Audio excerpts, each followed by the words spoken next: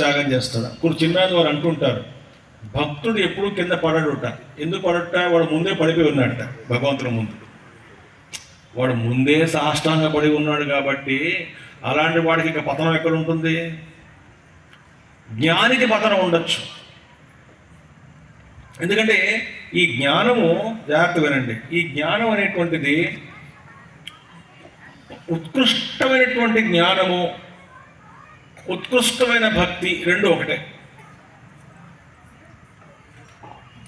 అందుకే జ్ఞానోత్తర భక్తి అంటాం. కపోల్ మహారాజ్ పాప ఆయన గంభీరంగా ఉంటారు, పరమజ్ఞాని, శాస్త్రజ్ఞుడు, మహాపండితుడు, మహానుభావుడు.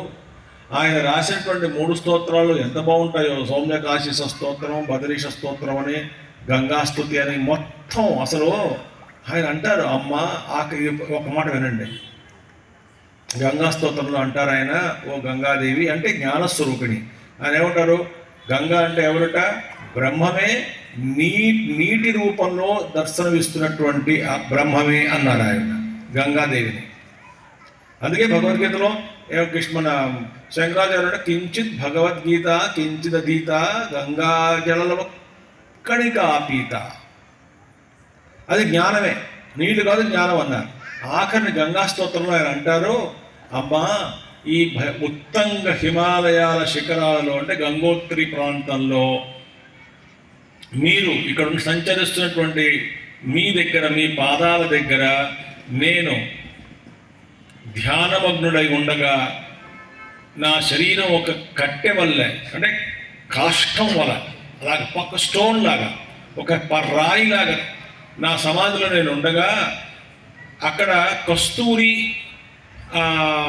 జింకలు వచ్చి తన శరీరాన్ని, తన వాటిని దొరద తీర్చుకోవడానికి నా శరీరం మీద రాయిగా అనుకొని వాటి దొరద తీర్చుకున్నప్పటికీ కూడా నాకు కించిత్ చైతన్యం కూడా అసలు లోపల శరీర భార కంప్లీట్గా విస్మరిష్యామి శరీరం, ఈ దేహాన్ని పూర్తిగా విస్మరించి నీలోనే ఆ సమాధిలో అంత లోతుగా వెళ్ళేటట్టుగా ప్రసాదించమని చెప్పాడు ఆయన. కస్తూరి హిరణం వచ్చుట శరీరాన్ని రగులుకున్నా నాకు అసలు చైతన్యం లేదంటే శరీరం యొక్క స్పృహ లేకుండా నాలో నేను అనంత చైతన్యం కలిసిపోయి అందులో ఉంటాను, అటువంటి దివ్యమైనటువంటి సమాధిని ప్రసాదించు తల్లి అంటున్నాడు ఆయన. అప్పటికే పొందినవాడు ఆయనే, అది పొందినవాడే ఆయన. ఆ భక్తి చూడండి. మరి అలాగే శివానంద లహరిలో ఎంత భక్తి, శంకరాచార్య వారు ఎంత భక్తిని చూపిస్తారు, శివభక్తి. అలాగే అమ్మ సౌందర్యలహరిలో ఎంత భక్తి అమ్మవారి పట్ల. కాబట్టి కృష్ణుడు ఏమంటాడు?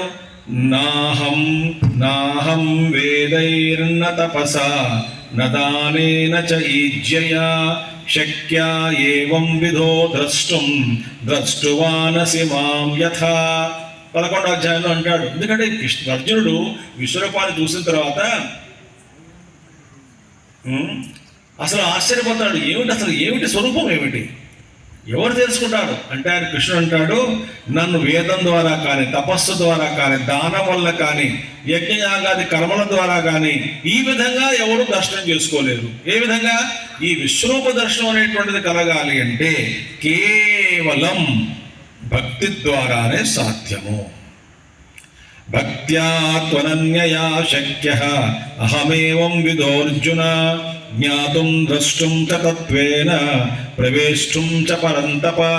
ఆహా, ఏ పరంతప పరాంతాపయది అంటే శత్రువుల్ని బాగా తపింపచేసేటువంటి వాడు పరంతప అంటే పరాంతాపయతి, ఇది పరంతప. భక్త్యా అనన్య భక్త్యా తు శక్య అనన్యమైనటువంటి భక్తితోటే సంపూర్ణమైన శరణాగతి పొందితే అంటే అహంకారం అసలు ఏమీ లేదు. త్వమేవాహం త్వమేవ నాహం అంతే, నేను లేను నువ్వే ఉన్నావు అని పూర్తిగా శరణొచ్చినటువంటి వాడికి ఇటువంటి ఈ యొక్క విశ్వరూప సందర్శనం తెలుసుకొనుట, జ్ఞాతం ద్రష్టం అంటే దర్శనం చేసుకోవడం, తత్వేన ప్రవేశించ ఆ తత్వంలోకి నేనే నువ్వు, నువ్వే నేను అని పూర్తిగా, అంటే ఏ విధంగా అయితే ఉప్పుతో చేయబడినటువంటి బొమ్మ సాగరంలో ప్రవేశించి సాగరం అయిపోతుందో, ఆ విధంగా తత్వం ద్వారానే తత్వేన జ్ఞాతుం ద్రష్టుం తత్వేన ప్రవేశం చ హే పరంతప ప్రవేశం చ. అంటే ఈ మూడు కూడా కేవలం భక్తి ద్వారానే సాధ్యము.